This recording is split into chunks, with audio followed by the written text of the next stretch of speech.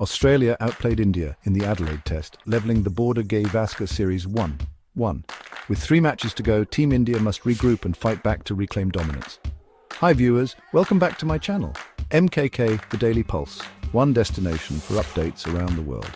Let's dive into the thrilling second Test match between India and Australia.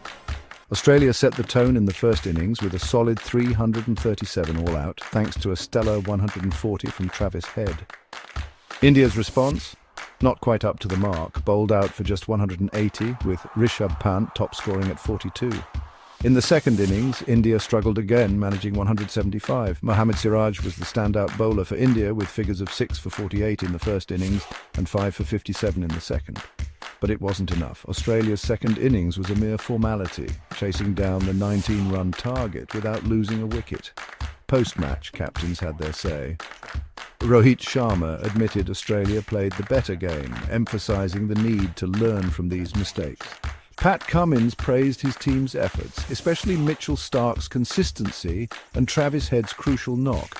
Cricket legend Sunil Gavaskar urged the Indian team to utilise the extra days for practice, criticising the optional practice sessions. He pointed out that players like Bumrah, Rohit and Kohli didn't need the extra practice due to their experience.